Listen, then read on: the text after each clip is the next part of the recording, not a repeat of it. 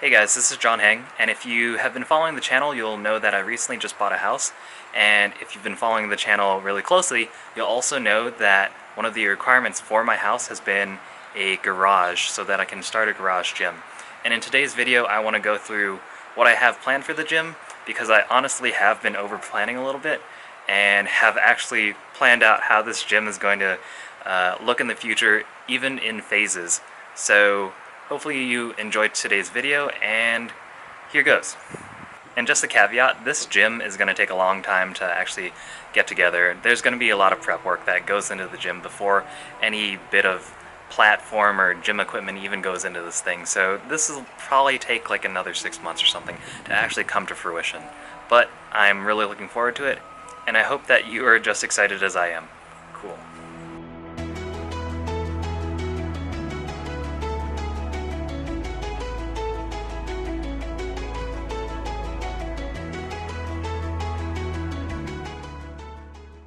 Hey there, and welcome to my gym, or what will be my gym one day. Here I have just a blank slate of a garage right now, but one day, about 6 months from now, it'll be awesome. If you couldn't tell from the photos at the beginning, the garage in its current state is actually pretty messy. There's a lot of oil stains and paint and just a bunch of random stuff lying around. What I want to do before I even get started on the gym is just make sure that the garage is in a good state. This is going to require a lot of cleaning and repainting, as well as maybe even some electrical work. If we turn around to the other side, you'll just see my garage door and my trash cans. That garage opener up there isn't even there yet. I've got to install that myself. So to get the gym to just this state is going to take a lot of work. Alright, so let's turn this back around and talk about the first phase of the gym. And the first phase of this gym will be building a platform. One of my very first videos, I actually showed myself making a platform with my friend Chris. So I've actually done this before, so this shouldn't be too hard for me. You'll also see that the platform is offset from the wall a little bit, and let me explain why that is. So if you watch some of the footage from my most recent video during our home inspection, you'll actually notice that there is a foundation lip. I think that's what it's called. Pretty much this foundation lip takes about 4 inches from the ground space, and I'm simulating that here by just making sure that all my items are offset from the wall. And if you're wondering how I'm actually simulating all this or building this, I'm actually using Rogue Fitness's Zeus builder, and I'll have a link for that in the description. This platform will be about 8 by 6 feet and will be the basis of my gym. The immediate step after that is to get my weights, my bar, and my squat rack. Since I'm actually short on space in this one-car garage, the squat rack I'm getting is actually kind of unique. The squat rack in the mock-up right here isn't actually the one I'm going to be getting. The one I'm going to be getting is one from PRx Performance, and they specialize in space-saving squat racks, and so it kind of folds up and down like a Murphy bed. The one in this mock-up is from Rogue Fitness, and it does also save space by folding, but since I mentioned before that I have like a 4-inch foundation lip, it'll never actually fold completely flush because it would hit the bottom of my foundation before actually hitting the wall. With the PRx Performance solution, I don't have to worry about that lip. You'll also notice that I moved one of the lights further away from my platform because I was a little bit scared of actually hitting it while doing any of my lifts. Conveniently enough, there's actually an outlet that's already there. And yes, that was something I was looking out for during my inspection. And then so the very end of phase 1 is going to be purchasing a mini fridge so that I can have cold drinks while I'm working out. I'll probably end up buying the mini fridge that I currently use from my roommates. And so now that phase 1 is complete, there's nothing keeping me from lifting anymore. With this setup so far, I can do squats, deadlifts, Olympic lifts, pull-ups, and just about anything that you can do with a barbell. And the really great feature of this gym is that if you turn this camera around, you can actually fit an entire car in here. Now realistically, I wouldn't have a Range Rover, and I would also be pulling into the garage.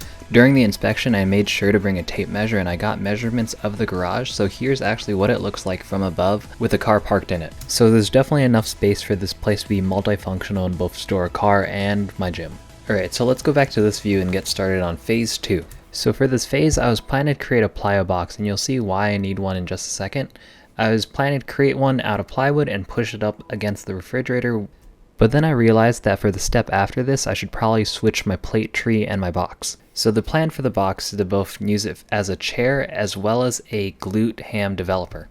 Now this looks really funny, but I'm doing the best that I can with this mock-up tool. So this glute ham developer is another space-saving item that I'll have in my garage. Pretty much what it does is it straps up against the blocks, And the roller insert that my feet will go into actually attached to a strip that I'll mount to the wall. Here's a photo of what it should look like in real life, and you can see this chain at the bottom. That's to keep the box from moving too far away from the wall while you're doing sit-ups or glute ham raises. Here's what everything will look like when I stow away that GHD, and you can see the strip on the wall right there, as well as a fan that I randomly got. So now that I have a GHD, I can do some stuff that I couldn't do with a barbell, like glute ham raises, isometric holds, and back extensions, all of which are really important for weightlifting.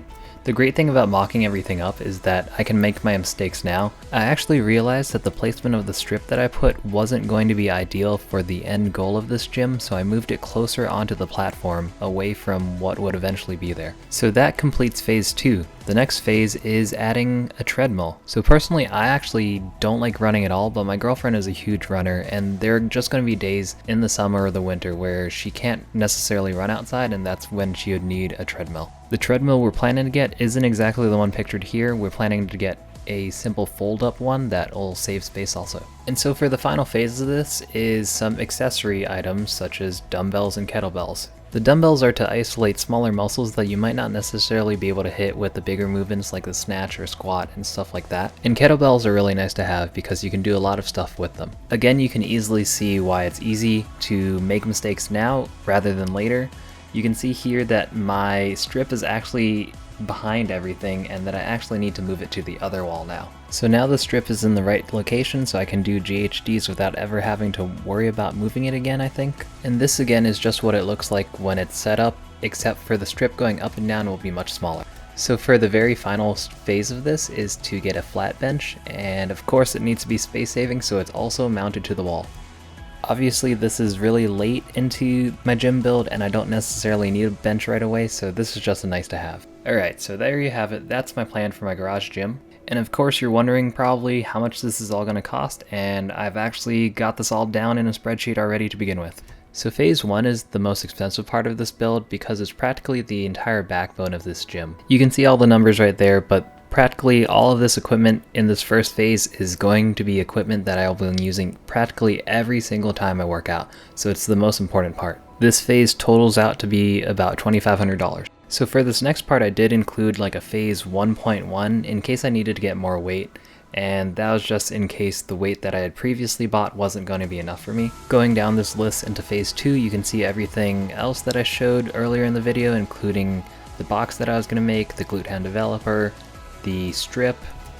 I also included the other little accessory items that aren't really gym related, like the mini fridge and the fan in here. I also wanted to get a pegboard and a peg organizing kit for like small little gym stuff like bands and lacrosse balls and chalk and stuff like that. So this phase would be way cheaper than phase 1, topping out at $540.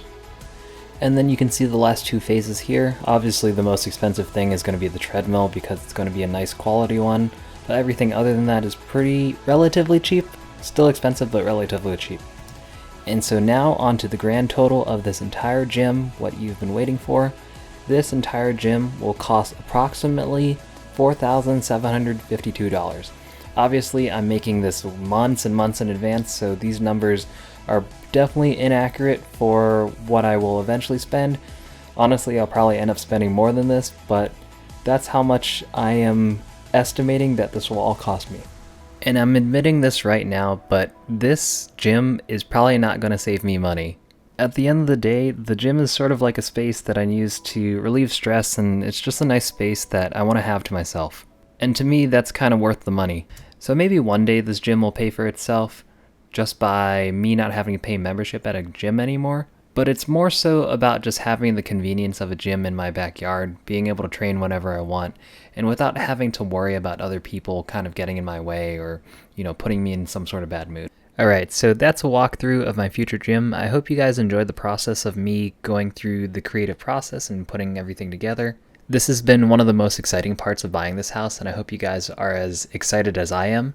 If you enjoyed this video, consider giving it a like or even consider subscribing. And if you guys have any questions or concerns about this gym, like maybe even suggestions on what I should do instead, definitely drop a comment below. I read all the comments and definitely appreciate all of them. Thanks for watching. This has been John Hang, and I will see you next week. Bye.